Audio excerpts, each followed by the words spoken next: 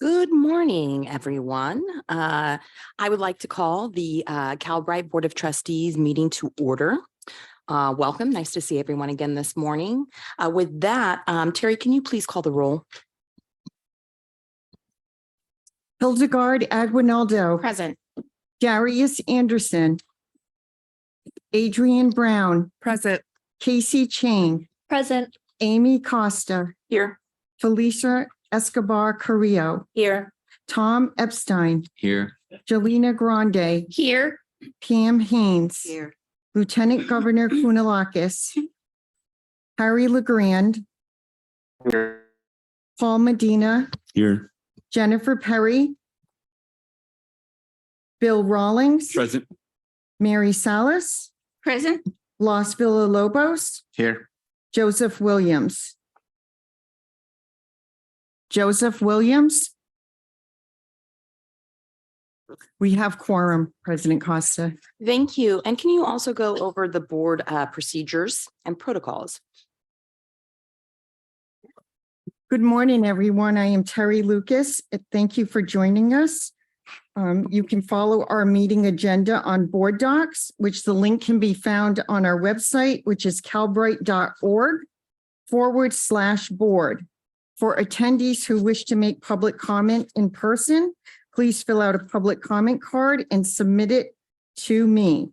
For attendees who participate remotely, please use the Q&A feature on Zoom to address the board for up to 3 minutes. Public comment should be used to address today's agenda, and a reminder that this board meeting is being recorded.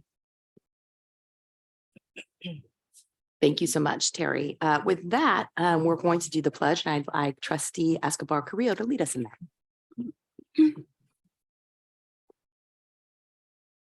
I pledge allegiance to the flag of the United States of America and to the republic for which it stands, one nation, under God, indivisible, with liberty for some.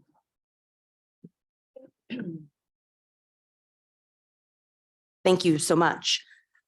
Trustees, is there any discussion about the order of today's agenda? Okay, seeing none, we will launch into it. We start with my president's report, which as always, I will be brief. As I said yesterday, we really want to welcome our newest trustee, Ms. Chang, who joined us yesterday, and I'm really excited to get your insights. Yesterday, we had a very interesting discussion on the Board of Governors about generative AI. And I think you had some really interesting and insightful comments. And so I'm very excited to welcome you to this board and hear from the student perspective some of your thoughts about Calbright, which obviously is an innovative model in its own right. As you know, we're going to be doing some work around our visioning later. And so this is a very important meeting. I'm glad that all of you could join today so that we kind of set the course for Calbright and get an update on some of the work that our staff has been doing. So looking forward to today and a robust conversation amongst my colleagues. With that, I'll turn it over to our CEO. Thank you, President Costa, Vice President Aguinaldo, and members of the Calbright Board of Trustees. I'd also like to begin by welcoming our newest trustee, Ms. Casey Chang. At Calbright, students and their needs and goals are at the center of every decision that we make. And I look forward to your perspective in particular as we continue to build the college and as we continue to expand opportunities for Californians across the state. So welcome and thank you. I'd also like to extend my congratulations to Trustee Villalobos for receiving the 2023 California Community Colleges Distinguished Alumni Award. Your life of service to others, I think, is tremendous, and the way in which you empower folks in your community, it's a model that we can all strive for. So just wanted to acknowledge Trustee Villalobos. If you haven't gone to our website recently, we made a minor change last week. In recognition of our initial accreditation, the standards that we've met, and our accountability to our peers, our students, and the public as a whole, we have moved from a .org to a .edu. So make sure you check that out. As a part of this natural evolution, at our September board meeting, we began exploring the concepts that are central to Calbright's mission to reimagine higher education and particularly our relationship with learners. That was the first of 3 presentations, and we're now going to move. Sorry, I missed one thing.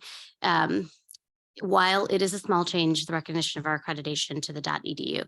As a part of that natural evolution, at our September board meeting, we began exploring the concepts that are central to Calbright's mission, reimagining higher education, our relationship with learners.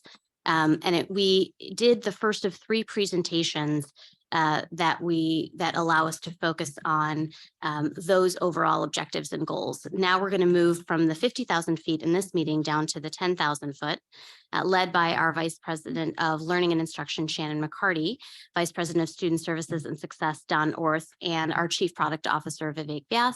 We are going to dive into the infrastructure, so the systems, the roles, and the policies that can advance our work and make building the college possible.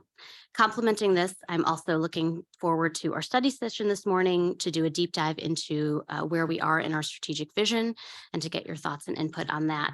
I really just wanted to also thank the board for their continued engagement, not only in participating in workshops and additional presentations, but really providing all the feedback that you have over the past few months, and also for your review of the current version of the executive summary. While we're still drafting and iterating, we're really close to finalizing our goals and priorities, which is what we'll focus on today. And we'll also examine some potential metrics associated with these goals. Our intention is to be in service of Vision 2030 and also to lean into the dynamic elements of Calbright's startup period, like the development of a sustainable cost and funding model that reflects our legislative mandate.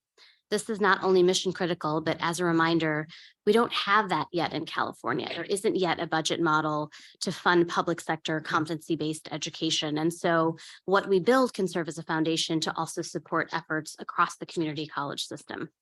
I use our financial modeling particularly as an example because in many ways, it's really a defining component for how we seek to model enrollment growth, new program development, support services, and really an expansion of what we do and the Calbright team that supports it. We continue to see our student body consistently grow each month. By the end of the year, we expect to reach 4,000 students, and the new faculty and staff roles are on approval for the agenda in today's meeting. Those are going to be key to meeting our needs for our students, providing the capacity for us to build and launch new programs that we have in the queue, and also to optimize our operations and support endeavors as we continue to build and grow the rest of the college. As we move into the holiday season, I'd also like to extend my heartfelt gratitude to the board and to the Calbright team.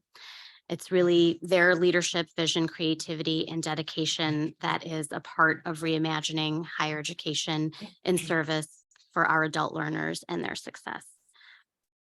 I look forward to laying the groundwork through the end of the year for Calbright and to also hit the ground running in 2024 as we accelerate through our startup period and beyond. Thank you to President Costa, and this concludes my remarks. Thank you so much. Next up, we have, we're in the 2.1 item is our closed session. So the board will move into closed session. We have one item on the closed session agenda, which is public employee employment performance evaluation of the president and chief executive officer. Is there any public comment on the closed session item? There is no public comment, President Costa. Thank you so much. With that, we expect to return in about 30 minutes, and we will see everyone then. Thank you so much.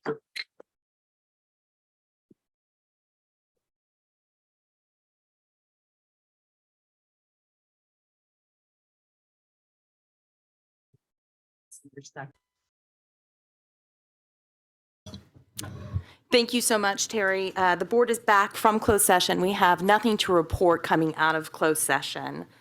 Sorry, we went a little bit over, so I'm going to ask our presenters to be concise. We now are going to move into the 3.1 item, which is our board study session regarding the topic of our strategic vision. I encourage you all to participate in this discussion. Brendan O'Callahan, our Vice President of External Affairs, Marketing, and Communications, will be beginning our discussion. He will be joined by Michael Younger, our VP of Workforce Strategy and Innovation, and a few of our consultants working on this project. Michael Templador, and Marius Jackson. With that, I'll turn it over to you. Well, good morning, still morning. President Costa, Vice President Aguinaldo, and members of the board. I'm joined also, but in person, with Michael Younger, there, who's seated in front of you. So we have been hard at work on our strategic vision. Many of you all received a draft of our executive summary a little while ago.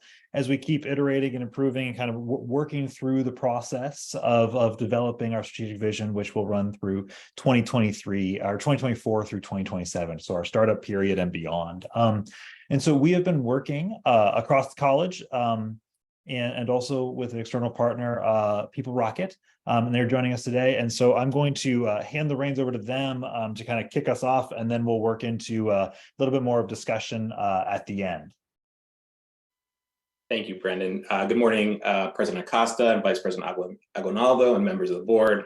We're excited to give you a strategic vision update today and engage in this study session. So if you go to the next slide, that would be great. Thank you. So it's been a while. It's good seeing you all again, but just a reminder, we were with People Rocket, which is a human-centered design consulting company. We really work with impact-driven organizations like yourself to kind of solve new and complex problems. And, we really focus on designing with, not for, and co-design is really essential in the way that we work. And we've engaged with the Calbright community accordingly. So next slide. You may remember me. My name is Mike Templador. I'm an associate principal designer out in Long Beach, California. I've been at a few, been kind of really leading the process on the People Rocket side. Here's the greater team that's been really supporting. Hannah, Kinder, and Ari are not able to attend today, but we are joined by Marius Jackson. I'll let him introduce himself. He might be a newer face to some of you, and others of you, you may remember him from the Board of Trustees Executive Committee workshop. So Marius, I'll let you introduce yourself. Thank you, Mike. Hello, my name is Marius Jackson. I'm based out of Atlanta, Georgia. I am a senior designer at People Rocket. As Mike mentioned, we've been working together with the Calbright core team on this work. My background is really in industrial interaction design and ethnography, where I spent years developing digital products like websites, apps, and interactive dashboards for organizations like Google, the National Geographic, the National Center for Civil and Human Rights. In the last 3 years, have transitioned more fully into using human-centered design to help build strategic plans, visions, racial equity commitments, and learning and development strategies. And so I'm really excited for today, and thank you so much for having us. And many of you have been involved in this work in various ways, and so we're super excited to get some feedback and to share our progress today. Thank you. Great. Next slide. I keep trying to click, realizing I cannot do that. Okay, so a little bit of context setting for you all. So, we are engaging with you all for more than a few months now, and kind of the way that it's kind of looked is we kind of started with a kickoff, got to know some constituents, and then jumped into the research phase, where we conducted various research activities, an environmental scan, focus groups, interviews, surveys, just to really embrace ourselves in the Calbright community. And from there, we engaged in a 4-workshop series with various different stakeholders attending those workshops. So the first workshop was with the executive team. The second workshop was with the Board of Trustees Executive Committee, followed by a workshop with the Just Be Collaborative and some key constituents, and then workshop 4 with the executive team and some select deans and directors. And in between all those meetings and workshops, we've really been collaborating with a core team who've really been guiding us and work co-designing the strategic vision. And so I had an opportunity of many touch points with the Calbright core team. And I know they've been also engaging with the greater Calbright community as well. And then we are currently just beginning the action planning phase, and we'll kind of dive in a little bit, and you'll hear us talk about what the action plan, how that might also breathe some clarity into some of this. So yeah, so that's kind of been the process so far. If you want to go to the next slide. One of the things we recently did is we recently shared out a executive summary with you all, a draft executive summary for your feedback. And followed up with a survey. And from those who responded to that survey, we had a strong sense of agreement that the priorities demonstrate an aspirational and clear strategic direction. 100% of respondents from the Board of Trustees either agreed or strongly agreed with that idea. 100% of respondents also agreed that the draft, if achieved, is on track to achieve Calbright's mission. And then 98% of the BOT respondents really agreed or strongly agreed that the goals were ambitious for the next 4 years. And so from those who really responded to the survey, we got a good sense of the strategic vision framework is really on the right track to both be ambitious and aspirational and clear for the next 3 to 4 years. So if you want to the next slide. We also got some great qualitative feedback from the Board of Trustees as well, from you all. So one piece of feedback was around the priorities and goals, and board members really want these goals and priorities to be flexible to meet the needs of the community members. And so to kind of answer that, so the flexibility will really live in the implementation of this plan.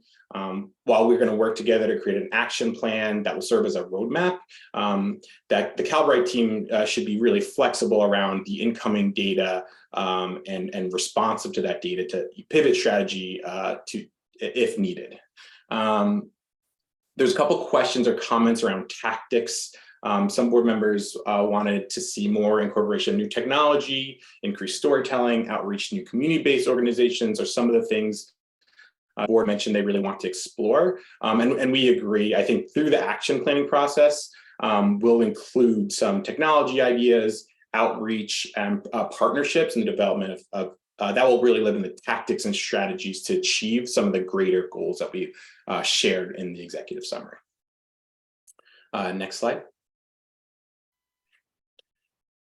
There's a comment around just wanting some clear sense of what the outcomes would be for each goal. And so we're going to try to give a little bit more clarity with some example metrics today. But really the goal is to amplify the Vision 2030 when appropriate, and then also explore best practices and things of that nature to really set some concrete outcomes. Board members wanted clarity on the order of the priorities and goals. And so there's some intentionality between how we order the priorities and goals, and we'll share a little bit of that later in the presentation of how it's organized and why it's organized that way. And then finally, board members wanted to get a greater sense of how these goals impact prioritized communities and demographics. And so Calbright will continue to prioritize underserved regions and communities outlined in the prior strategic vision, but the institutional growth and improvements outlined in the new strategic vision will hopefully accelerate those outcomes for those same communities. And so those are just some of the qualitative comments we got from the board. And so we just want to make sure we share about how we're planning or thinking about addressing them. Next slide. Great. So I'm going to hand it over to Marius, and he's going to talk a little bit about the strategic framework and our approach to design here, and then we'll go and we'll dive in. So Marius, take it on over. Thank you. Next slide, please. In this screen, you're seeing at the top of the strategic vision structure, Calbright's overarching goal and purpose is articulated by the mission, which outlines where Calbright aims to be in the future. This strategic vision structure really provides a blueprint for the hierarchy of how we've approached the overall strategy. And so again, the mission lives at the top, and then underneath the institutional values, human-centered innovation and collaboration and impact, those values highlight the core beliefs that shape Calbright's decision-making and actions as we deliver on the strategic vision. These elements inform priorities. The strategic vision really looks to emphasize Calbright's core focus areas into 3 key priority areas, and for each priority, there are corresponding goals. Underneath those goals and priorities, strategic initiatives support Calbright's ability to be adaptive and use actionable mechanisms and tactics to reach the strategic vision goals. And what you're seeing on the right side of this slide are at each level, we've been refining and affirming the mission and institutional values. Throughout the process, we've been iterating and aligning on the priorities and goals with the core team and with several different key stakeholders. And we're in the process, as Mike mentioned earlier, of action planning and brainstorming the different initiatives, tactics, and measurements that help support our progress on each of these goals and priorities. Next slide, please. The strategic progression from how serving students and employers to driving institutional excellence naturally leads Calbright to a position where you all can amplify impact even more effectively and share your model on a broader scale. This framework is really looking to illustrate how these priorities go across, they inform each other, but are also supported directly by goals. And I'll just go to each one. Serve student and employers. The goals that live underneath that priority: grow multidimensional student opportunities, foster skills, and drive achievement. Priority 2, drive institutional excellence, is supported by building and maintaining a cohesive culture and developing a sustainable funding approach. And priority 3, amplify our innovative approach, is supported by cultivating institutional awareness and forging and expanding strategic partnerships that are symbiotic with Calbright's mission. And so this strategic framework has really been an opportunity for us to share out with the greater team and stakeholders where Calbright is looking to go in the future. And again, iterating and refining these as we go along. Next slide, please. And I want to talk a little bit more about how these priorities feed into each other on this slide. These little arrows in the negative space are looking to illustrate how they cascade into one another. Priority 1 really revolves around serving students and employers. By strengthening student outcomes with focus on equity, Calbright not only meets the diverse needs of adult learners, but also aligns with the demands of employers in the industry. And so in turn, this priority creates a foundation for entry into the knowledge economy and the workforce. Priority 2, driving institutional excellence, is really looking to achieve Calbright's commitment to serving students and employers. We recognize in order for that to happen, the critical role of internal excellence must be placed at the forefront.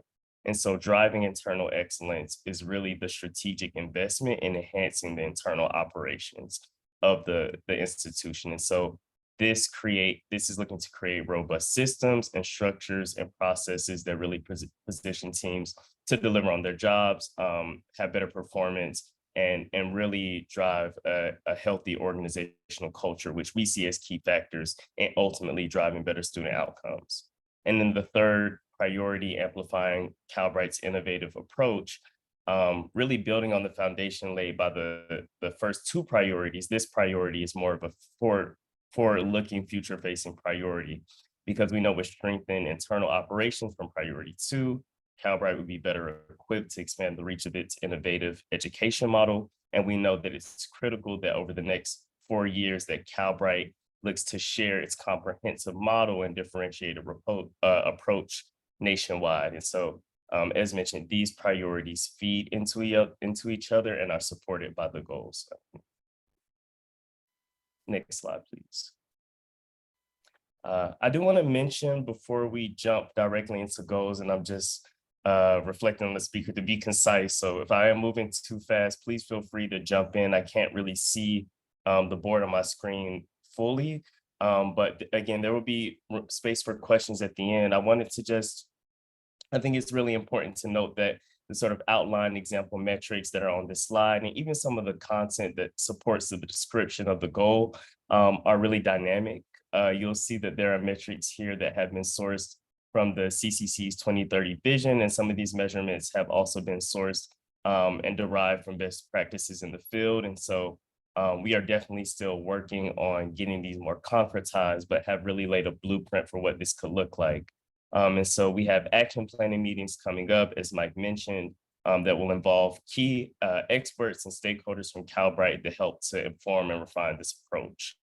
And so this first goal, grow multidimensional student opportunities, is really about acknowledging the diverse challenges faced by adult learners in California, particularly those whose employment prospects are increasingly limited due to changes in the labor market and economy, and the need for higher education. And so grow multidimensional student opportunities is this strategic vision's proactive response to that need and to address these challenges and provide a pathway to success for a broad spectrum of individuals and student learners.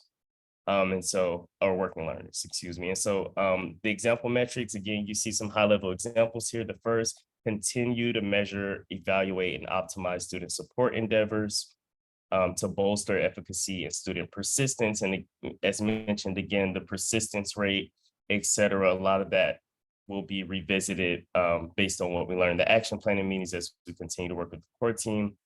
Student persistent rates for each program exceed CCC's systems persistent rate for adult learners in the 2030 vision. For every 10 new programs, Calbright designs and validates, co-develop one with another community college in California, and see year-over-year expansion and growth of career services, institutional programs like peer tutoring, clubs, SVO, et cetera. And so again, we're refining this, continuously working on this, but we see this goal as being paramount to Calbright's success. Mike and I are gonna switch for each slide. So Mike, I'll pass to you for the next goal. Thank you. So this next goal is foster skills and drive achievement. And so this is really about, whether someone is looking for a new job or keeping their current job or just transitioning a new career or earning a raise. It's really about expanding their current portfolio and having positive labor market outcomes for students. And it's really, obviously central to Calbright's success. And so some metrics we kind of explored aligned with 2030 is increase with equity, the number of Calbright certificates awarded by 30%. Create a process with Calbright, which Calbright can award credit for prior learning, as well as badges or micro credentials within program pathways. Establish a scalable system to effectively track details over time of jobs, income levels, for example, regarding the labor market outcomes for graduates. Spotlight the public sector to embrace skill-based hiring and other tactics, and then build and expand apprenticeship opportunities. So this is really about supporting students, expanding their own portfolio, whether they want a new job or a raise. And I'll hand it over to Marius for the next goal. Build and maintain a cohesive culture. So this goal really recognizes the important role that organizational culture plays in shaping the future of Calbright. As a relatively new institution with new endeavors and accreditation, we know that Calbright has a unique opportunity and responsibility to cultivate a culture that serves as a bedrock for this institution's success. And so this goal is really a commitment to establishing, again, those systems and structures and processes that foster a collaborative and inclusive environment where students and staff alike feel a sense of belonging and a shared purpose. And so some example metrics here: continue to expand Calbright's team to meet the needs of growing student body. And by the end of 2025, formalize best practices for forward-looking staffing needs based on programs under development. Again, as mentioned, we're looking at some of the best practices in the field to inform some of these metrics. Complete next cycle of collective bargaining with labor units. Implement organizational health scorecard to establish baseline satisfaction levels and identify opportunities for improvement. Some of these metrics at the moment might feel more like strategies. And again, we're working in those action planning meetings to make these goals smart, to ensure that we can measure them and provide you with the tools to track them in the next 4 years. Next slide, please. Mike, I'll pass back to you. So this goal, Gina was talking about a little bit in her welcoming her opening, which is really develop a sustainable funding model. And so this is Calbright's continual exploration of creating a sustainable public funding for competency-based education. It would maintain and prioritize student affordability, champion equity, and create an environment in which students are supported and empowered to succeed. It's worth noting that Ajita also mentioned this in the opening, that no model currently exists. And so Calbright is really has an opportunity to kind of lead the way here. And so some example metrics here are established baseline sustainable cost model that provides initial benchmark for Calbright's annual and ongoing funding needs to nurture student success. Develop and implement state funding model that replaces or supplements the $15 million in annual funding Calbright receives. Continue to assess the effectiveness of the cost and funding model and work with the state chancellor's office to adopt the model to other applicable instances within the system, and engage in policy discussions with regard to legacy hurdles and funding CBE in higher education. Next slide, please. Thank you, Mike. Cultivate institutional awareness. So this goal is really aiming to position Calbright at the forefront of sort of solving the really complex equation of nurturing the success and meeting the needs of adult learners. And so we know that as Calbright has secured its accreditation, sort of fulfilling its legislative mandate to serve the CCC system, we know that its work and students can transcend institutional boundaries. And so this goal is really a commitment to Calbright, sharing out its unique model and focusing on supporting adult learners and contributing to research, and really putting Calbright out there in the education economy on a broader scale. And so some of the example metrics there include, as you see, these first two align with the 2030 vision, growing Calbright's enrollment based on a sort of baseline and benchmark. Aligned with its Vision 2030, 70% of student body reflects Calbright's focused population of learners. Research endeavors, as well as building awareness at the federal level regarding Calbright's model. And by the end of 2026, again, complete accreditation renewal process. So, yep. Next slide, please. And the final goal is forge and expand strategic partnership. And so this is really about Calbright engaging in deeper conversations with similar outcome-focused orientation organizations and mission aligned. And so Calbright around it is interested in collaborating with partners to expand the collective effort, as well as fitting an external entity into our operations. We want to co-develop and mold partnerships to meet the needs of students and amplify the shared mission and goals. And so some example metrics might look like increase and expand partnerships with workforce and economic development entities, philanthropic organizations, and other mission-aligned entities. Continue to build and align programs with industry input and increase the percent of graduates who experience positive labor market outcomes. And finally, use Calbright's research enterprise to advance and measure skill-based hiring and mechanisms for economically stranded Californians to enter the knowledge economy. And that is the last goal. So I think now is a good time to kind of pause for questions. I know Brendan and Michael will be joining us and kind of answering those questions. And we look forward to kind of engaging this conversation with you all. And maybe there's one more slide right after this that talks about action planning. And I just wanted to mention that we are in the process of selecting champions who will sort of lead the teams in this action planning endeavor. And we've provided them with expectations and roles. And so really we're looking again to make each of the goals in the strategic vision more smart and making sure that they're aligned with accreditation standards, that we have key results, and that we know who's responsible for what in terms of executing on the action plan. And so it'll be like a roadmap for teams to follow as we concretize the strategic vision. And I think that's the last slide, unless there's one more next slide. Questions, sorry. Thank you. All right, well, right on cue. Colleagues, do you have any questions or comments regarding the presentation? Board Member Epstein. Yeah, thanks. I think this looks really good. I have one modest concern is that I don't think the enrollment and degree and completion goals are aggressive enough. I think 25 or 30% over 4 years seems. Is this over 4 years or is it annually? Oh, it's annually. Got it. That makes sense. It didn't say annually in the PowerPoint. Okay, annually is good. I just want to clarify because Ajita was off mic that she did say annually for the record. I'll just say it on record and loudly. Yeah, so it's a year-over-year metric. We think it's quite aggressive.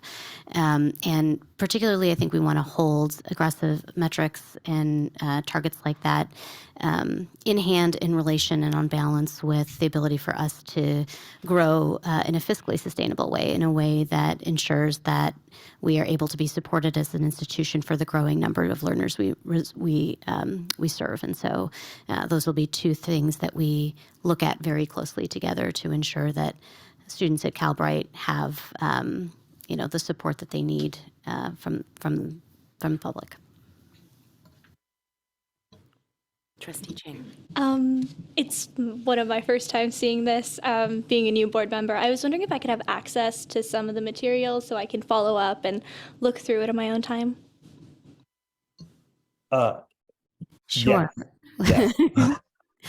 We're happy to provide that, including a copy of the presentation. And also, the quickest way to come up to speed is we're happy to schedule some briefing time with you as well. Thank you.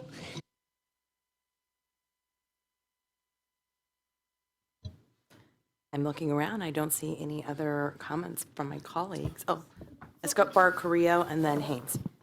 Yeah, just can you remind us about the timeline again in terms of when you want to finalize this? And there was a slide that talked about some of the steps you've already taken. It would be good to get a reminder of the timeline. Yeah. So go ahead. So our timeline is, sorry, go ahead, Michael. No, I'll defer to you, Brendan. Go ahead. Thank you. Sure. So our timeline is, really the plan here is we're still building out the strategic vision itself is much more than the executive summary. And so we're building that out and writing that. And so the goal kind of is to have a draft of that kind of close to final product, depending on kind of everyone's holistic reaction to it in December. For you all to review, so that there's plenty of lead time with the plan for a formal kind of vote of adoption in January. So that's where we're moving towards now. And so this process here is really, we want to make sure that we're aligned before we really dive deeply into the writing of the documents and kind of finalization and formalization of a lot of these kind of anchor points in the process. We want to make sure that we're aligned with the board on these things. So thank you. I think it's an aggressive, assertive document, and looking forward to the final draft of it. So my question is really simple. Words matter, and I've honed in on just one word, and it's tactic. And usually we talk about strategies.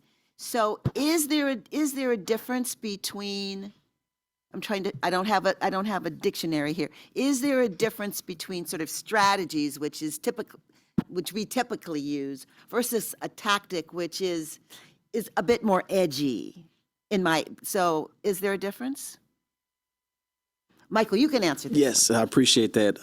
I think how we've tried to frame it is as we've looked at the concept of being able to achieve our strategies to affect our goals. There are many tactics, that can be leveraged. What we want to do is land on metrics that have the grand support of strategies to help us move the needle in terms of our goals. And so there'll be many tactics. There'll be key strategies that will lead us to accomplishing our goals and priorities.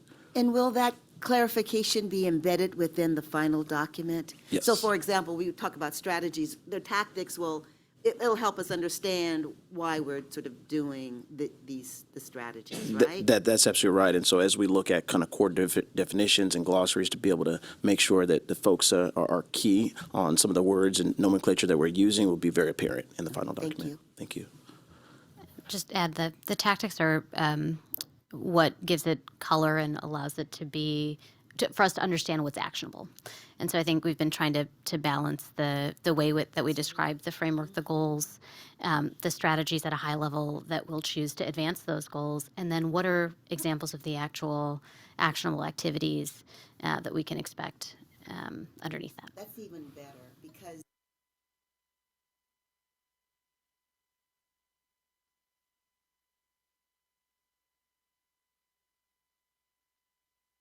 I will just emphasize that it's important to do it in that order rather than what we often do, which is advance quickly to tactics and assume that tactics means the same thing as strategy, when in fact we know not.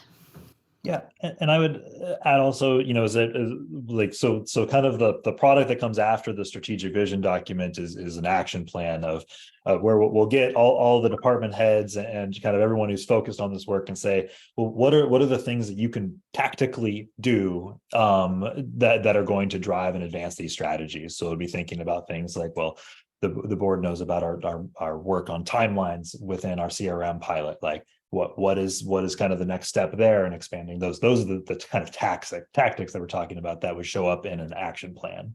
That's kind of the next iteration here. I'm not seeing any other comments from my colleagues. So with that, I'm going to throw out any public. It Yep. didn't come- Oh. I have my hand up. Oh, sorry, Sorry. I can't see. Sorry, please go ahead. That's okay. No worries. So there's a lot of words here. And I think we're still kind of chewing through it.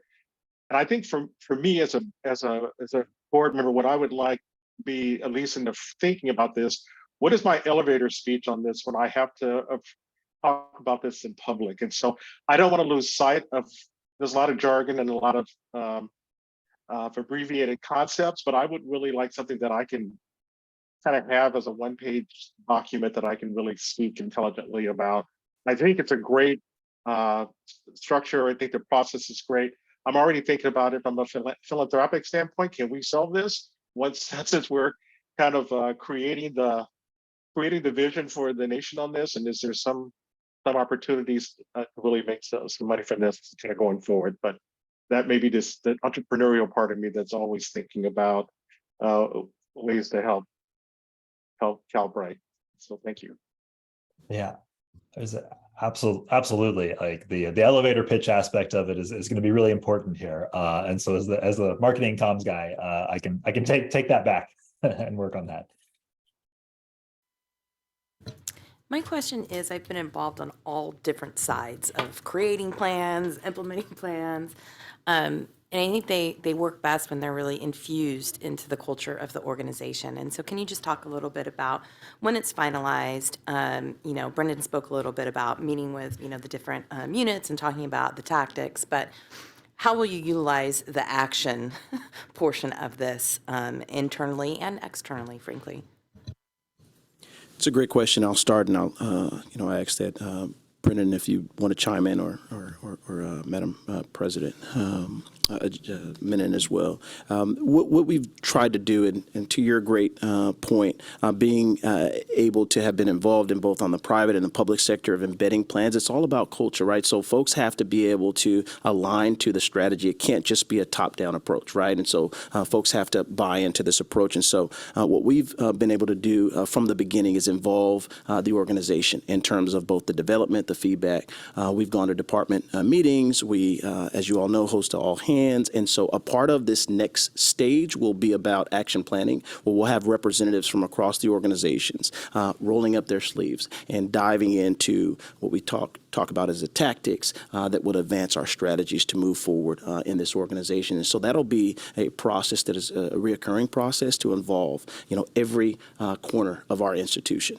right? And these goals are very much ambitious but achievable, right? And so we want to make sure that folks have a certain level of responsibility. In the action planning phase, we talk a lot about RACI, right? Responsibility, accountability, contributions, and those that are informed. We want to cover all of that RACI matrix to make sure that we understand that this is a team opportunity for us to advance the mission. In addition to that, we have assigned executive champions by goal, right? This is intentional. Right. So for those that have been involved in strategic planning, it's really important to have a key champion by goal. Does that mean they're solely responsible? No, but they will be both the subject matter expert on how we're doing over time, and so that's going to be very important for Calbright as we mature.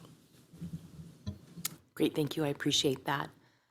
With that, is there any public comment on this item?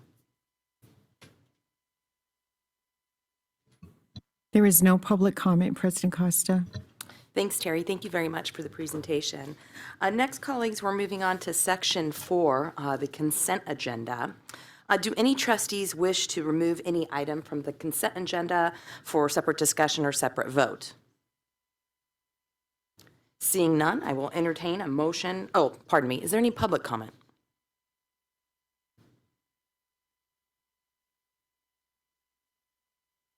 President Costa, there is one public attendee who wishes to speak. Okay.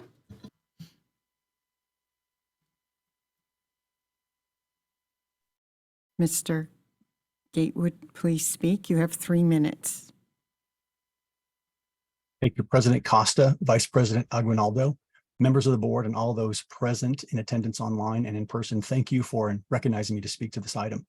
I'm Dr. Justin Gatewood. I'm a graduate of the California Community College system and have worked full-time in a technology role and in California public education and the CCC system since early 2006.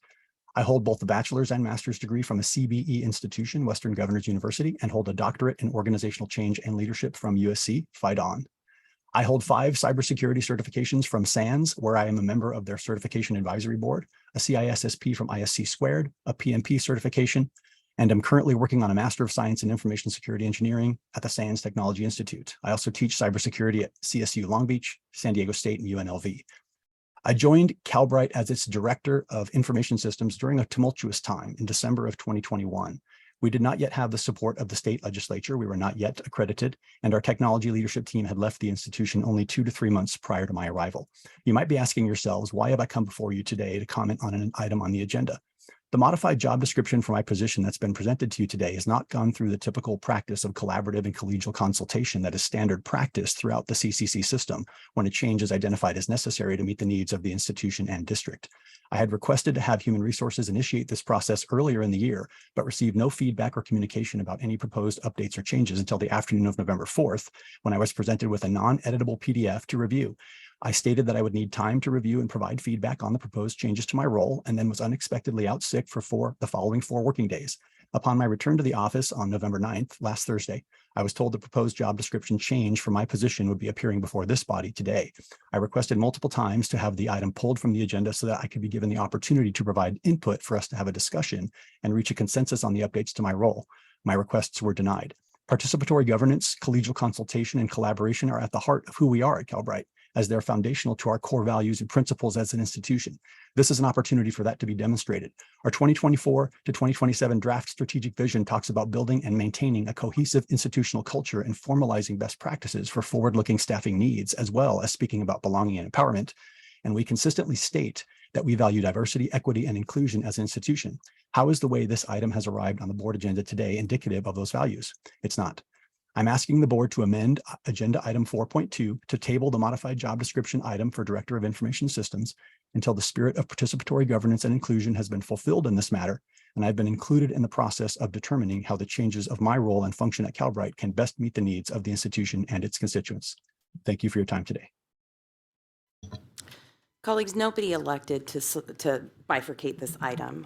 So with that, we have the entirety of the consent calendar, and I'm looking for a motion and a second. I move the item. We have a move by Haynes. Do I have a second? Second by Salas. With that, Terry, can you please call the roll? Hildegard Aguinaldo. Aye. Adrian Brown. Aye. Casey Chang. Aye. Amy Costa. Aye. Felicia Escobar Carrillo. Aye. Tom Epstein. Aye. Jolena Grande. Aye. Pam Haynes. Aye. Harry LeGrand. Aye. Paul Medina. Aye. Jennifer Perry. Aye. Bill Rawlings. Aye. Mary Salas. Aye. Blas Villalobos. Aye. Joseph Williams. Aye. Motion carries, President Costa. Thank you so much.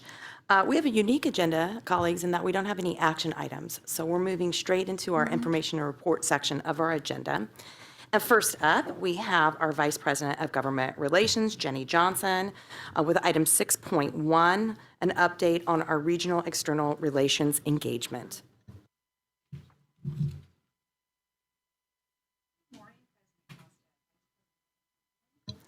Is your mic on? Thank you. Good morning, President Costa, Vice President Aguinaldo, Board of Trustees, Jenny Jensen, Vice President of Government Relations. Thank you for this opportunity to be with all of you today. For those serving as trustees for some time, you usually see me in the winter months when I'm talking about budget and legislation, and rest assured, I'll still be here for that. Why am I presenting now? Well, we're at a different point, as President Menon has shared, in the college. And we're at that halfway mark. So my team has been, we've been really intentional about what does regional engagement look like in the state of California. All of you come up and down the state, Central Valley, Northern, Southern California, and that's where we are today. My presentation is really to speak to our engagement these last 6 months. Next slide.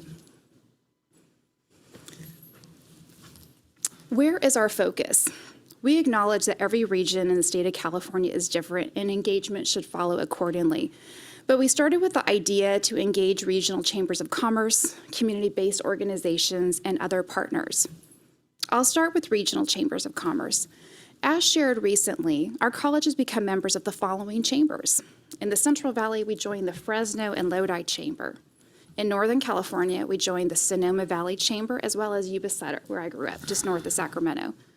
In Sacramento, we're now members of the Sacramento API, Black, Hispanic, and Rainbow Chamber of Commerce. In the Bay Area, we joined Oakland. In Southern California, we now joined LA and San Diego. And in the Inland Empire, we joined the Greater Riverside Chamber. This list, of course, is not exhaustive. It doesn't include every chamber. And it doesn't mean that conversations aren't taking place with other business organizations on my team, that of my peers, or President Menon. Again, my team and I wanted to be intentional about including a cross-section of chambers that really reflected specific regions of the state, as well as rural and urban communities. My team's effort in working with chambers is to engage with their government relations teams, where applicable, as well as their education committees. Most chambers have committees or councils focused on interest areas which overlap with Calbright's priorities, including women's economic growth, education policy, and regional workforce efforts. Of course, the chambers will be an excellent opportunity for my colleague, Michael Younger, Vice President of Workforce Strategy and Innovation, and his team as they engage chambers from a workforce lens. Already, there have been multiple requests for President Menon to meet with executive leadership to speak about Calbright's vision and how we can collaborate. Community-based organizations. Regarding CBOs, we are particularly interested in those who focus on economic mobility and community development. As we expand our regional and local outreach, these organizations offer a wonderfully nuanced approach to their local populations. They are local conveners, local advocates, and they are practitioners. Other partners, whether via issued focused media coalitions La Beja or system site visits, Shasta Community College, we seek to learn directly from our experts. Next slide.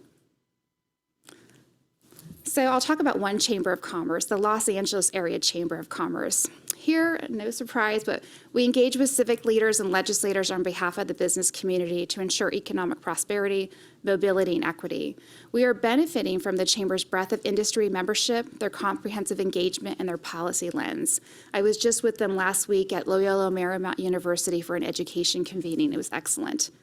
In the Inland Empire, we're really engaged with the Inland Empire Economic Partnership, led by Paul Granillo's great work. They work collaboratively with prominent business and government leaders to make the IE a great place to live, work, and invest. Organizations such as this IEEP are important bridges between industry and regional advocates. And then the last one, La Abeja, we've been trying to do more work in the Central Valley, which is no surprise. And they had hosted a wonderful convening last week entitled Central Valley Latinos and Higher Education Completion, a Growing Gap. And not surprisingly, there was higher ed, K-12, workforce, community-based organizations. It was just a wonderful event and about how do we go more granular in these very communities that we seek to serve. Next slide. Here's some examples of regional engagement. It's exhaustive, but I want to be timely. You can take a sec to look at these.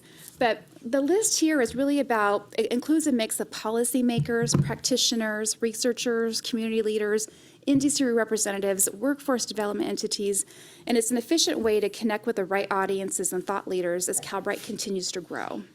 It's important to note that we coordinate attendance and follow up across teams. There might be an event that Michael Younger is attending and I'm not able to attend, so we try to cross-coordinate. Same thing with President Menon or Brendan O'Callahan, so we were always intentional about that. Next slide. This slide here talks about some upcoming engagement efforts as well, listed on there, again, up and down the state. And a couple of takeaways. This isn't surprising, but this is why I really wanted to be here. Not everybody knows that we exist. I come in the fall or I come in the winter and we talk about some of the opposition and some of the advocates. There are still regions throughout the state that don't know about us. And they're intrigued. They're so intrigued. Well, how can I engage? How do I partner with you, right? And I just share that with all of you because all of you on this board are, as I like to say, are rock stars. You're leaders in your community. And you don't have to be an expert in competency-based education. You don't have to be an expert in all the work we're leading, but you're individually leaders. And as you think about, hey, Jen, you should think about this. Your team would benefit here. I've been doing this work for some time, but I certainly am not an expert on every region in the state of California. And as you as thought leaders, as board of trustees, think about how do we go more granular? You should think about this organization. I've got thick skin. I've been doing this a long time. Let me know. If you're like, hey, are you working with this group? I'd be happy to think about it.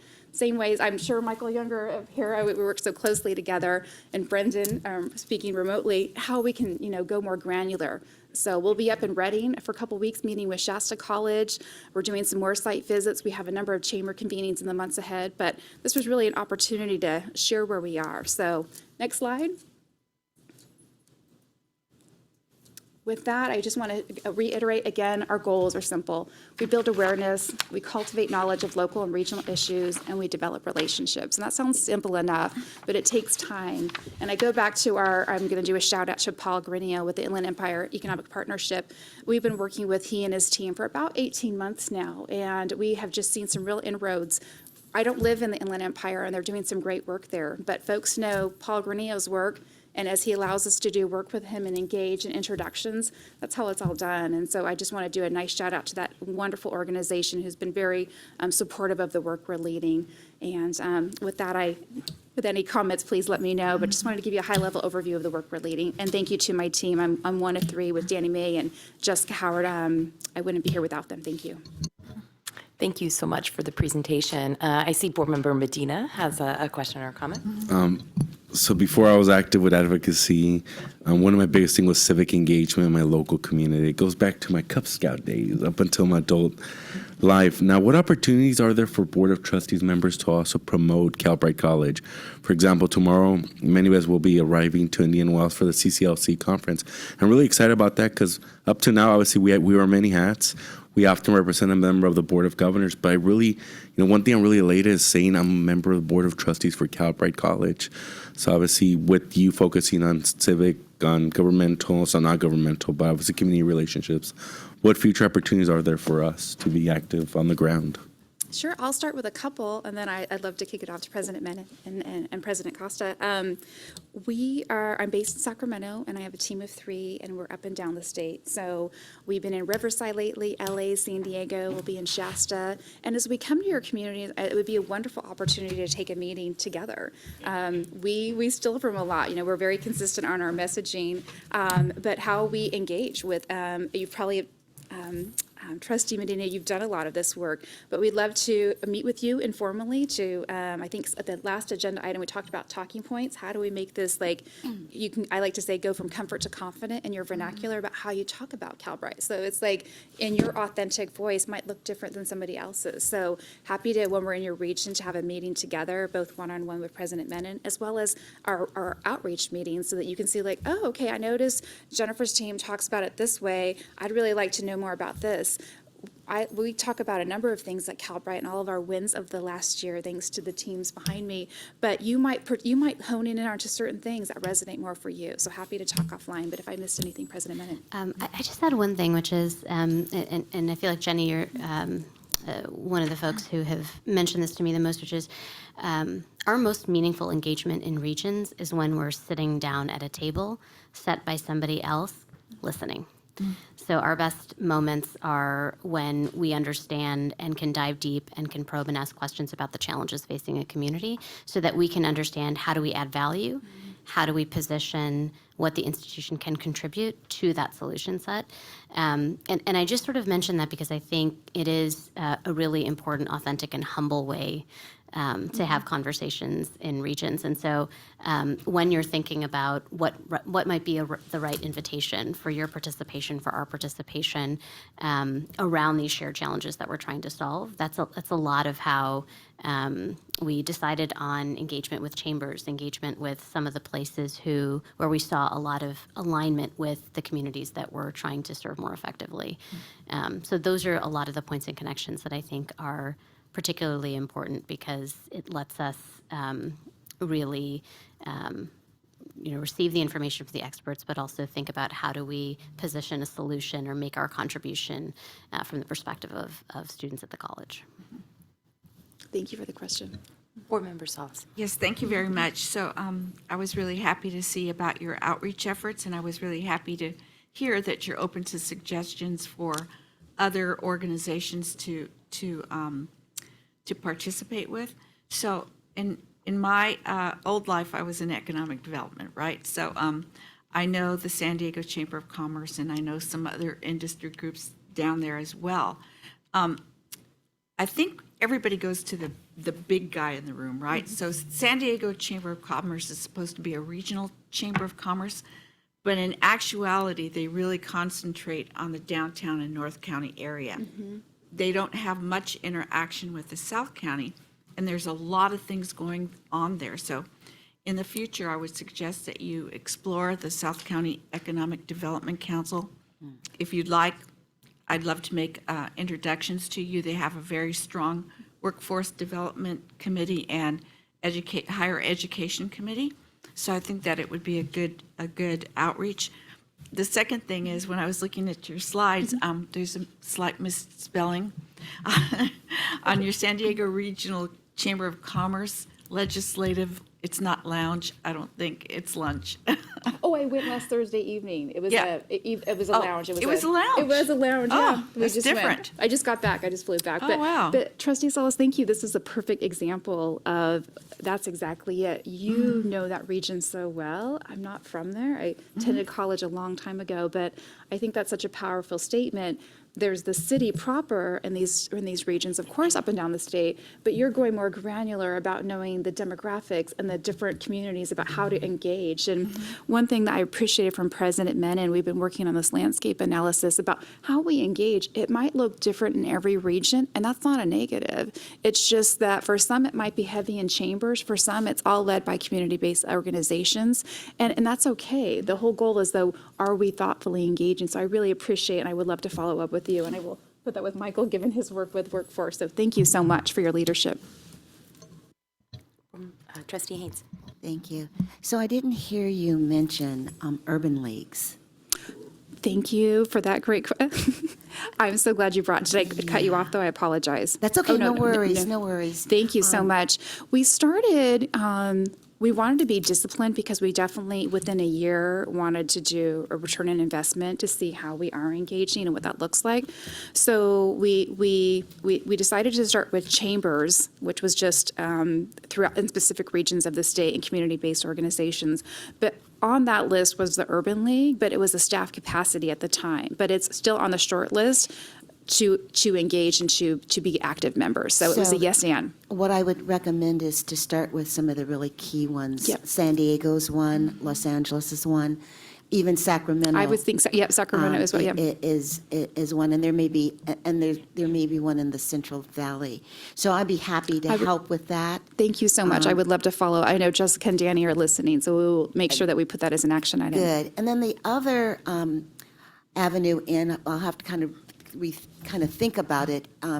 The former Chancellor Oakley established a African American career education group of about 20 folks across the state of California. Many of them are engaged community folks, but they're also heads of large community-based organizations. And the Urban League is sort of a piece of that. So let's talk some more about how, they, well, like today, we're meeting from 10 to 3 o'clock here in Sacramento. But their meetings are every other month. We do them by Zoom. And so it would be great to have a presentation about Calbright. I mean, I talk about Calbright all the time, but it'd be great to From some of the figure team out members, a way to harness Mm-hmm. some of the folks in that room around the work that Calbright does and what role they can actually play in their That would be communities. wonderful. Thank you.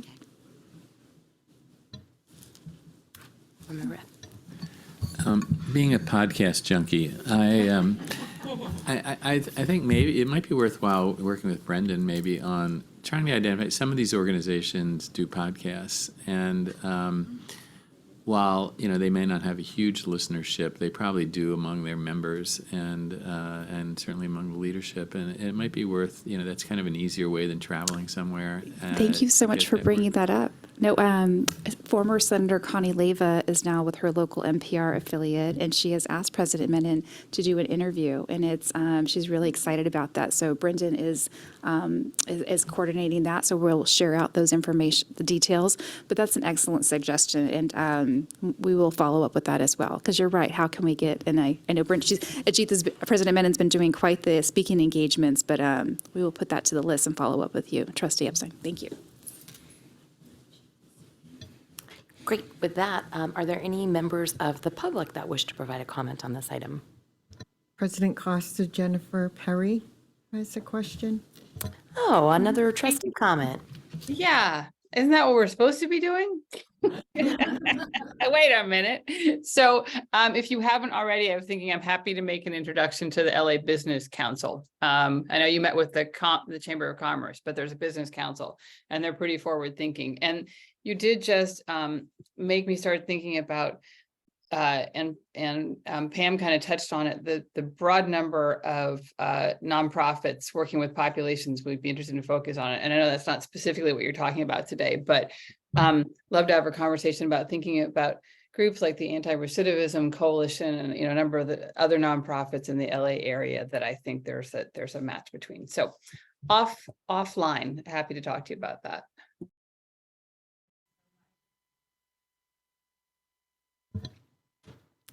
Thank you.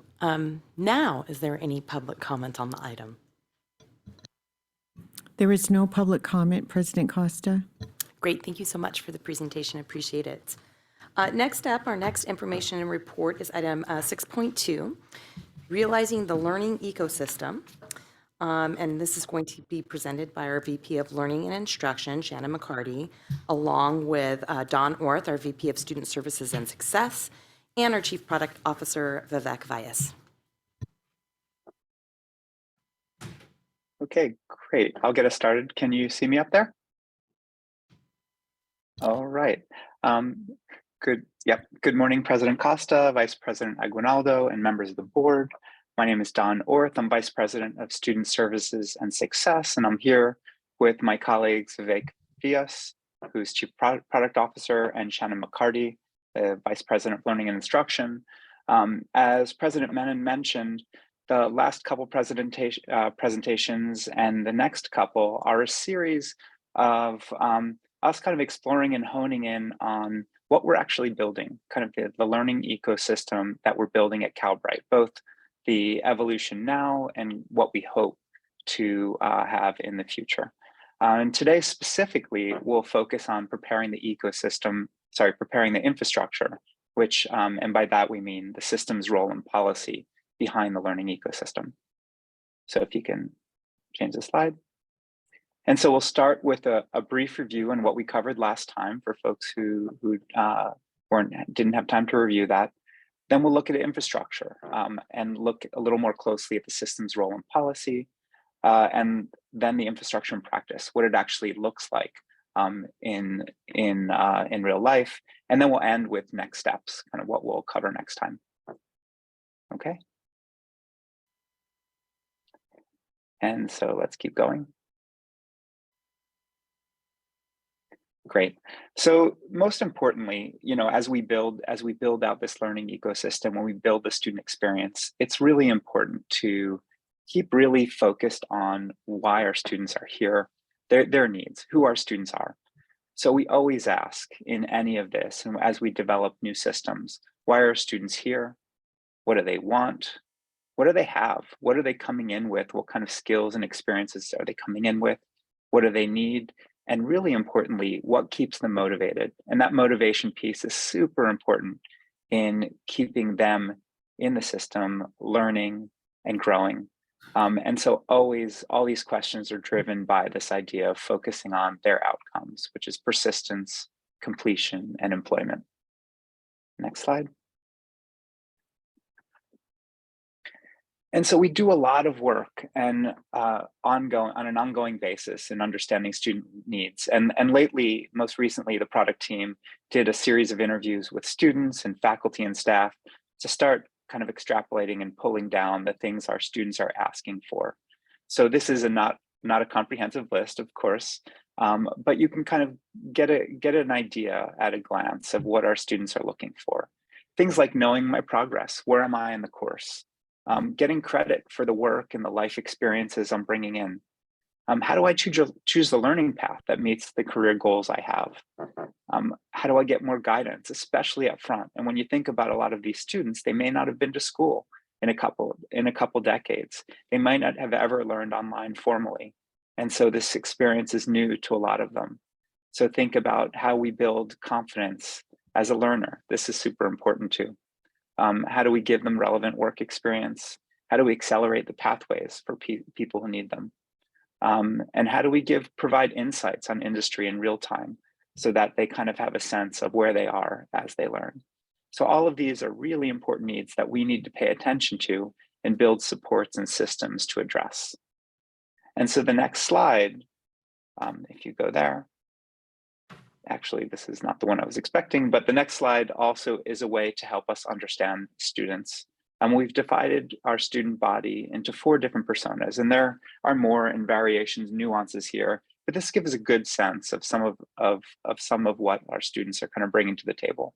We have a lifelong learner, kind of older students who are looking and curious and just want to learn. We have a confident reskiller who is great at online learning, is comfortable in the space, and is looking to build new skills. The young aspiring professional is someone who really has a sense of where they're going and is starting to collect those experiences and skills as they go forward. And probably the most important one, the most important persona that we're really focused on is the stability-seeking career changer. And these students are really what Calbright was built for. How do we help folks who don't have secure jobs and are looking for more stability and more kind of career advancement? How do we support them and their needs? And so these 4 personas help us understand the models we build and whether they're effective and whether they're addressing the specific needs of each of these profiles and each of these personas. Next slide. And from needs and personas, we start understanding what we need to provide as Calbright. Things like helping students track career progression. Where are they in their building capacity of kind of resumes and exploring and understanding the skills they need? How do we help them gain career-related experiences so that they're not just coming in with the skills they're learning at Calbright, but they're actually having experiences to put on their resume? How do we help them build a personal learning path? So as you know, kind of Calbright can create a general model, but those experiences need to be personal for every student because every student has specific needs. How do we accelerate things like onboarding, building on the momentum and the excitement that students have coming in and helping that carry them through their experience? Things like readiness for competency-based education. A lot of students have never experienced that, so helping them understand the advantages of that kind of model and how they can take advantage of it. And so the list goes on. And again, this is not comprehensive, but again, gives a sense of the kind of things we need to build and provide our students to help them be successful. And this leads to, if you go to the next slide. Next slide, please. Great. The learning ecosystem. And this is real, oops, there we go.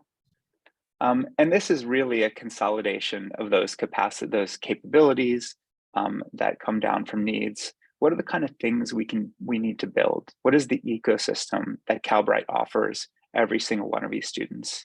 And obviously, these are kind of the pieces and the elements of the ecosystem to create this immersive, integrated experience for students. But also, every student, while they'll touch each one of these, will have a different, unique, and personal experience. And always starting with their career goals. What are they here for? What are they trying to achieve? And then building an understanding of what they're coming in with. If you look at that skills and assessment inventory, this is the idea that as a student comes in, we have an assessment of what they bring in, what skills they have, what gaps they have, and what possible program pathways might be best for them. And that from that assessment, we can build a personal learning pathway for them that draws from a content repository, a kind of a library of resources that help build the skills they need. But we also know that career development isn't something that comes at the very end of their journey, but should be integrated right up front, all the way through, because it is a motivating factor to help them keep going. So how do we start bringing the career journey and career development into their time at Calbright? And things like learning community, and we all know how important community and network is to growing and gaining opportunities in careers. How do we help them build and practice building professional networks? Things like personalized just-in-time services, obviously critical too, as students come in with needs or get stuck or need additional support. How do we make sure those things are served up and relevant and just in time? And I don't want to read all of these, but I'll just mention a couple more. Things like experiential learning, and that would refer to apprenticeships and internships and experiences they can put on their portfolio so that they come out of Calbright not just with a certificate, not just with about a kind of an industry level certificate and a Calbright certificate, but actually with experiences that they can share with their employer. And those brown elements on the outside, if you haven't kind of understood those are kind of external to Calbright, but still places where we build pathways, like local touch points. Can we facilitate face-to-face meetings for students or help them facilitate those themselves? Again, start building networks. How do we build career pathways? How do we leverage partners to create new opportunities? And how do we also build pathways to continuing education opportunities for all of our students? Okay, go to the next slide. And so in summary, before we move to the next piece, we need to understand our student needs. Without those, we don't know the services and supports we need to build. Recognizing the capacities we need to provide students. And from those, we build a learning ecosystem. And the last piece that we're going to go into today next is, if you can click here, the infrastructure. And the infrastructure are really the pieces that make that ecosystem possible. There's those systems and policies and roles that build up and make possible the system. Okay, go forward. And then I think probably worth asking this question now or addressing this question now too, because these are things that we're working on, of course, but right now we're at the point where we're scaling, right? We have an influx of students, the college is growing rapidly. And so now it's a really important time to look at those systems, to look at the infrastructure so that we can create the best student experience.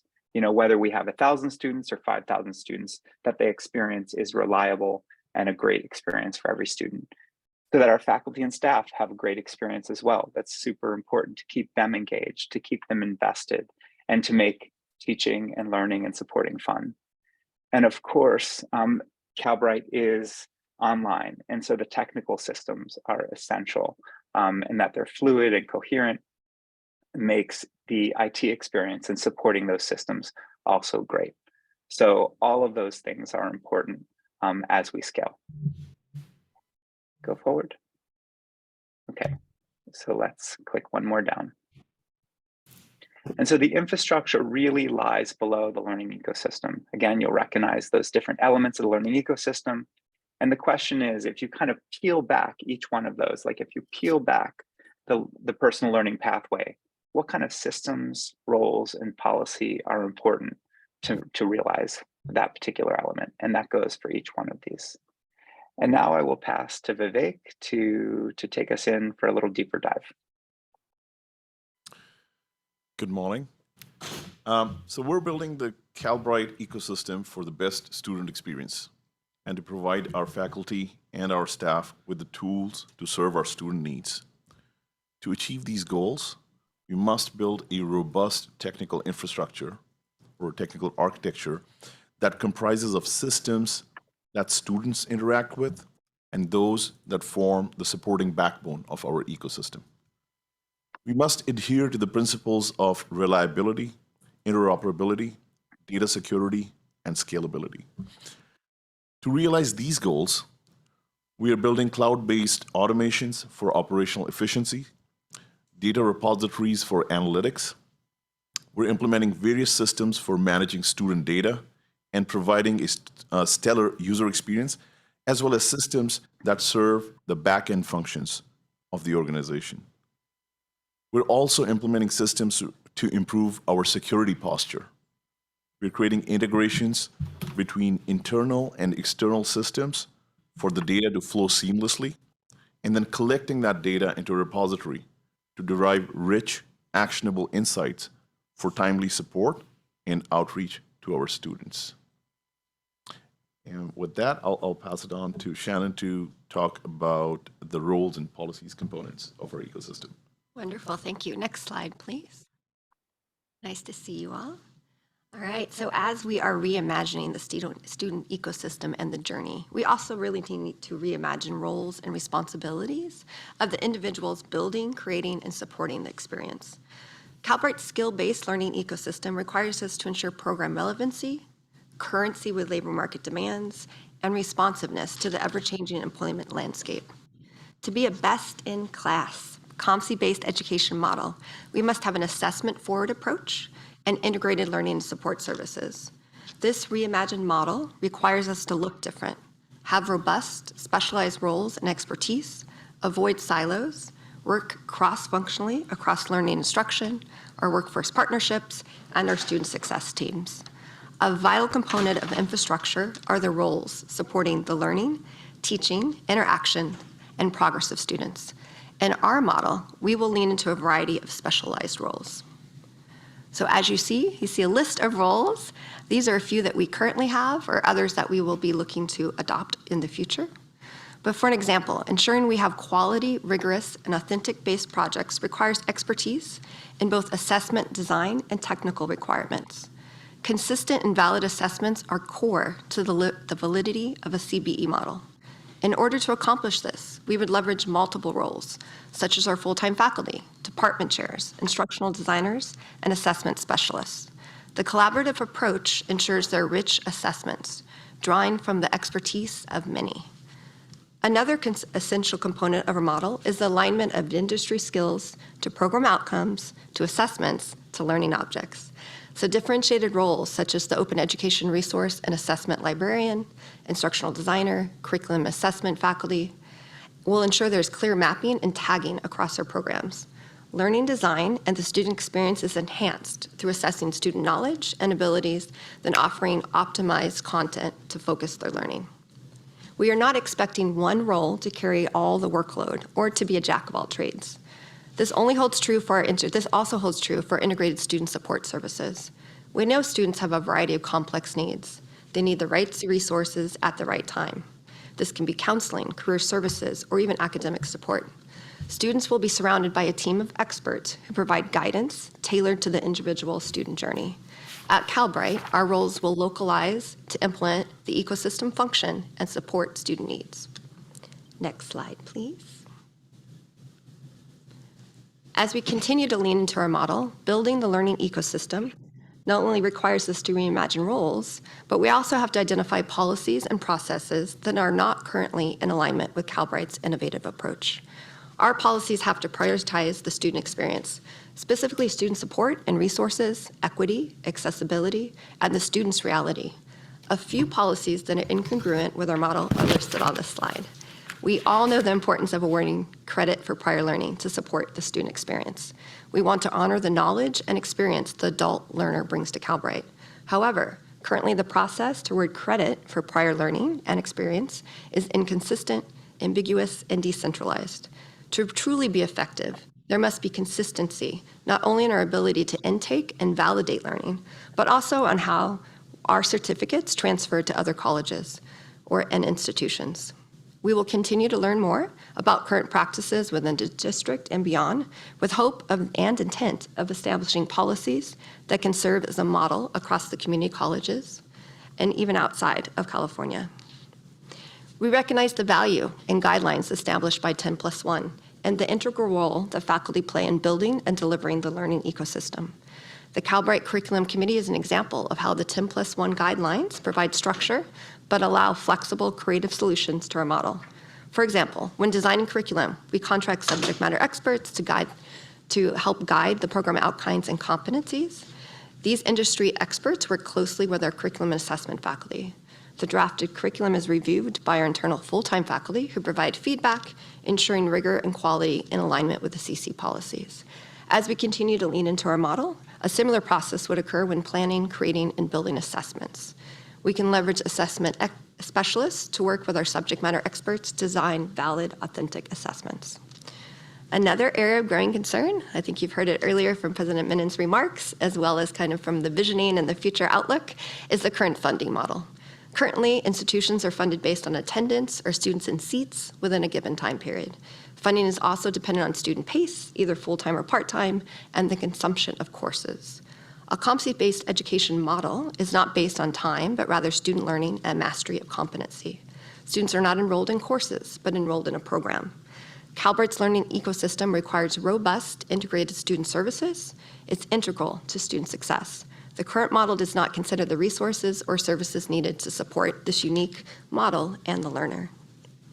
So Calbright will need to lead in establishing practices and policies that enhance and complement a competency-based education model, not deter or distract from the model. If we truly want to differentiate ourselves, the policies have to be reflective and responsive to our needs. Next slide, please. So we talked a lot about the infrastructure, highlighting some key systems, roles, and policies. And the next slides really move into what this looks like in practice. So if we could go to the, perfect, she's ahead of me. So this slide represents, again, the learning ecosystem, the capabilities that are supported by the infrastructure. And in order to realize the ecosystem, we really need to build that foundation. And we're going to take one part of the capabilities and really do a deeper dive. And we're going to take a look at the personal learning pathway. Next slide, please. So if you let the word sink in, personal learning pathway. It sounds simple and it should be seamless for students, but it's actually a complex structure that would be required to make that experience seem so seamless for students.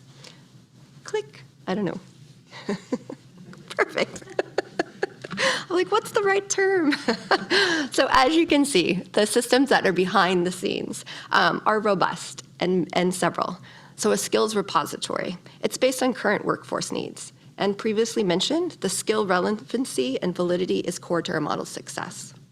We need to have a curriculum management system that allows us to align skills to program competencies to assessments.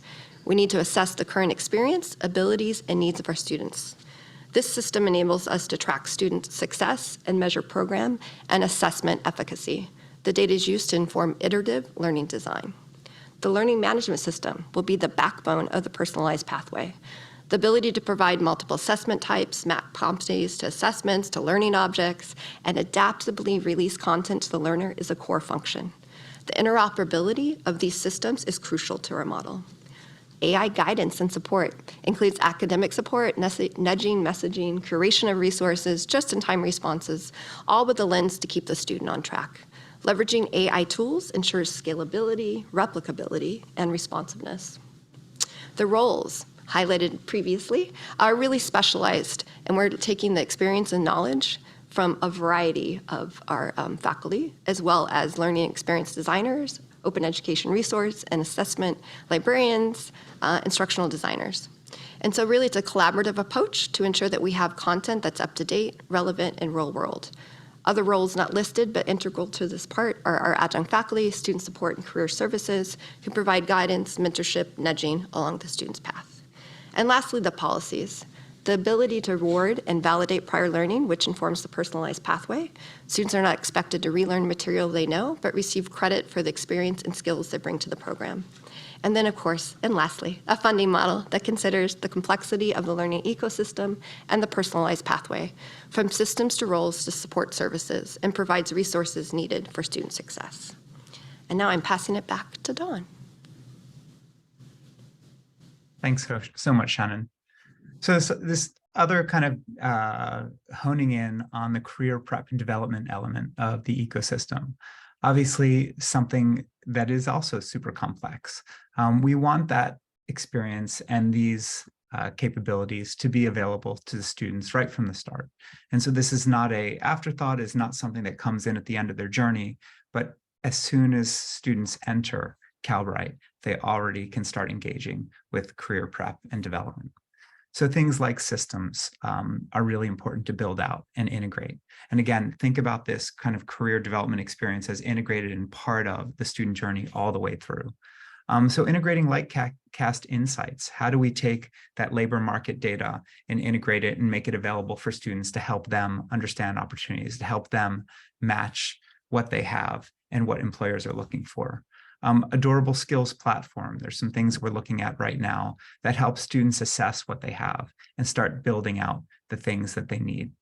Things like communications and collaboration, these typical 21st century durable skills that are really critical in the workforce, but giving them a chance to develop them and hone in on them.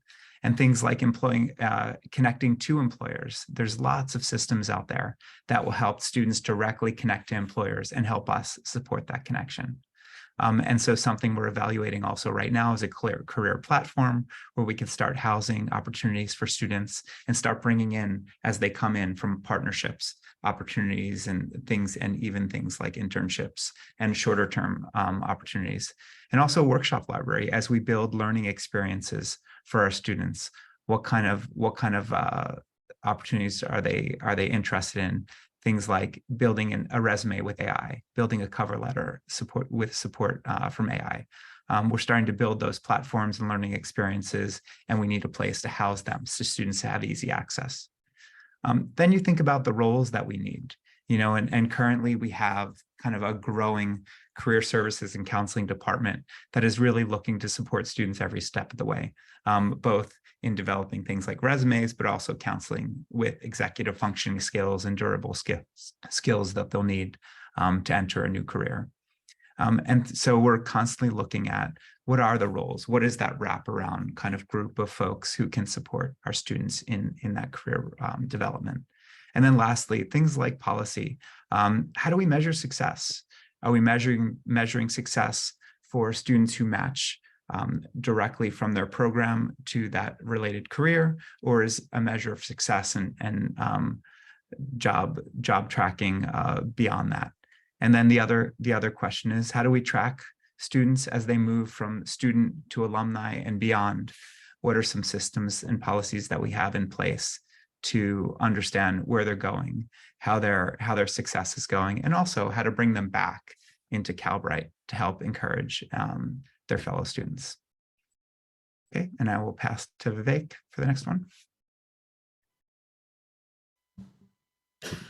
Thank you, Don. As you may recall, in the first presentation in this three-part series, I talked about the product-driven approach and our product vision. Calbright's product vision encapsulates personalized, just-in-time services by including integrated and readily accessible academic, counseling, community, and career support. Delivery of these services needs an orchestration of systems, roles, and policies like any other service in the ecosystem. Each service requires careful evaluation of an external service platform that can fit into the Calbright ecosystem through integration or in-house development to achieve the desired results. We have integrated systems such as VCG to provide wellness services that have been well received by our students. And we're working towards adding systems for improved accessibility services, career services, community building, and experiential learning. We're also developing ancillary systems that provide common technical services across the ecosystem, such as communication services. Similarly, IT support services provide quick turnaround for technical issues faced by our students and streamline services like loaner device provisioning. In addition to student-facing roles, such as adjuncts and student support staff, development of these systems requires skilled engineers and user support personnel. Lastly, we must continue to work with institutional bodies such as CCC Apply and their ongoing initiatives so that we can be active participants and influencers in the modernization of these systems to the ultimate benefit of our students. Next.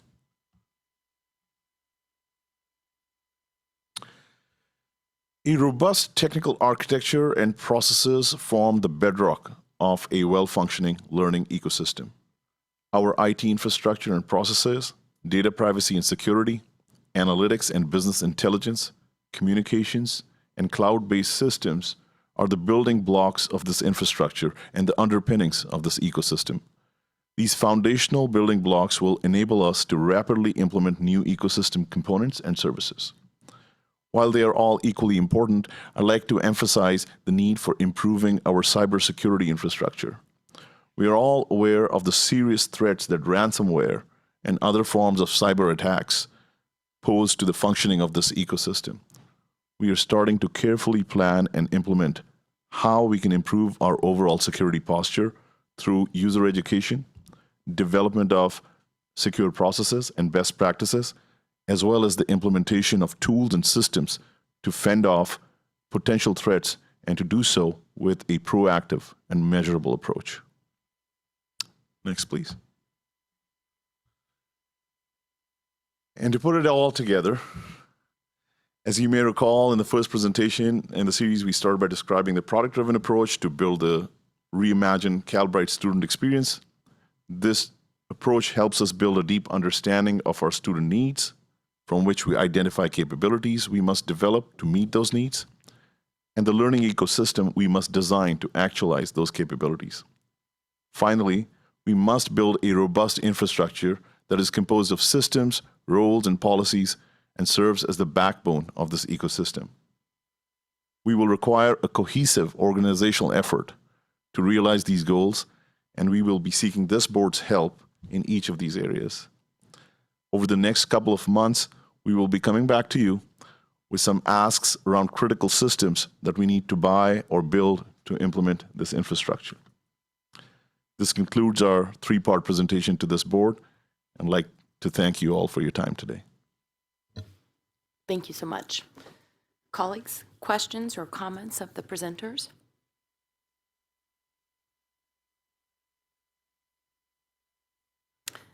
Any colleagues online with a question or a comment?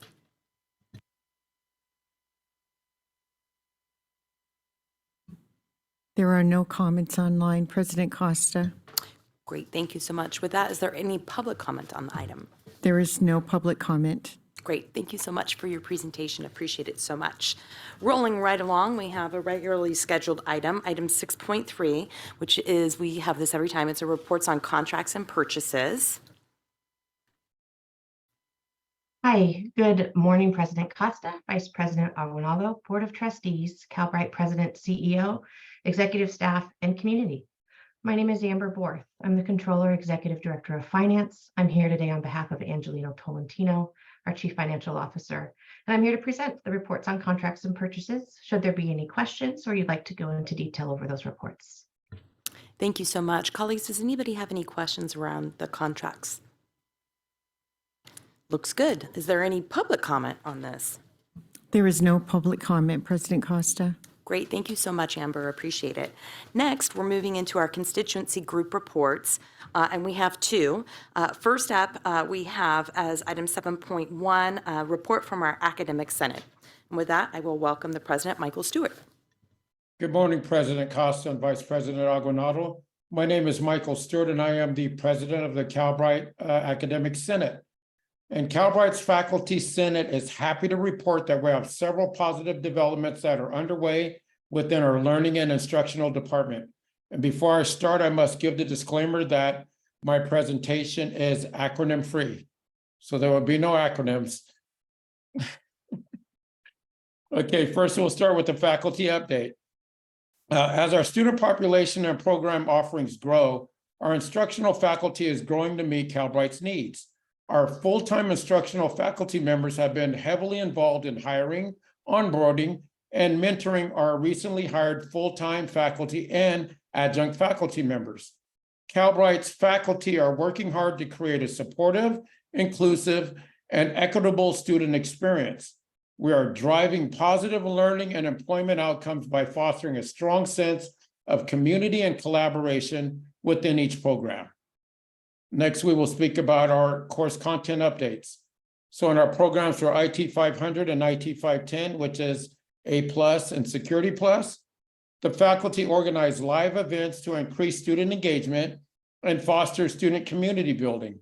These events have centered around topics relating to the CompTIA exam preparation, focusing on 3 key areas to ensure student success. Those areas are enhanced learning and retention, motivation and accountability, and collaboration and problem solving. Our IT 520 and IT 525, which is Calbright CRM program, has grown to include over 700 actively enrolled students, focusing on cross-functional collaboration, working with the administration to identify data points to support proactive outreach efforts, and developing a program to provide opportunities for students to sit for more practice exams and to help them prepare for the certification exam. New content has been added to align with Salesforce's Winter 23 release. Our WF 500 is gathering data for outreach and meeting cross-collaboratively to strategize how to increase completion rates, creating a video highlighting the WF 500 student kickoff, and completing interview and action events, allowing students to observe and participate in a fishbowl activity of a live mock interview. Next, we have our new programs, which we're ready to release shortly. Network Plus, Project Management and Data Analysis. Network Plus has begun the user acceptance testing this month, and students are projected to enroll before the new year. Our project management has also completed the testing and is including our internal quality assurance program now. And data analysis has launched and will test for student enrollment by the end of the month. And students will need to complete the old course, will be enrolled in a specifically new redesigned section of the new course.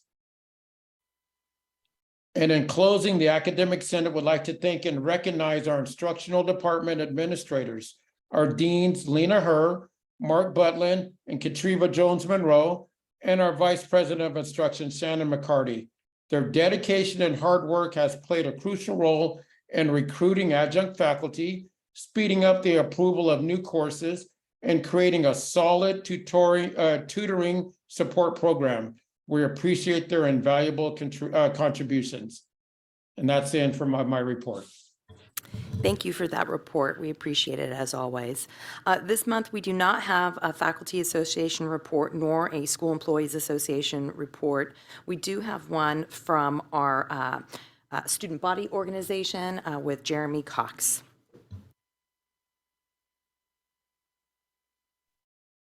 Hello, Board of Trustees, Calbright colleagues, and honored guests. My name is Jeremy Cox, and I serve as a student body organization president for Calbright College. We're in the process of establishing a rules and regulations committee. This student-led team will be responsible for annual reviews of the student body organization's governing documents. We'll be providing recommendations to support our future student body organization members. Our first priority is to change our current timesheet system to a project-based approach to provide clarity on what is expected of the members in their roles to receive their stipends at the end of each term. We also have exciting events to celebrate the upcoming holiday season. Stay tuned for our end of year family friendly events, similar to the Halloween watch party and costume event that we held at the end of October. Our goal is to promote student engagement and have a space for families to connect with each other and Calbright College. And finally, I've been selected to serve as the co-chair of the Distance Education and Education Technology Advisory Committee, also known as DTAC. This committee advises the Chancellor's Office on identifying high-impact practices in the development and evaluation of distance education and other instructional excuse me, other instructional offerings. I'm honored for this opportunity because I believe Calbright is paving an emerging path for online competency-based education. This committee allows me to discuss Calbright initiatives as the model with others statewide who are also interested in distance education. Thank you for your time and all the work that you do. And that is the end of my report. Thanks so much, Jeremy. You probably couldn't see it, but we're all clapping about your appointment. Congratulations. That's really great news. Thanks for your reports. Next up, we have our public forum. Are there any members of the public that wish to be heard? There is no public comment, President Costa. All right, colleagues, at the time of 11:57, the business of the Board of Trustees is completed. We are adjourned.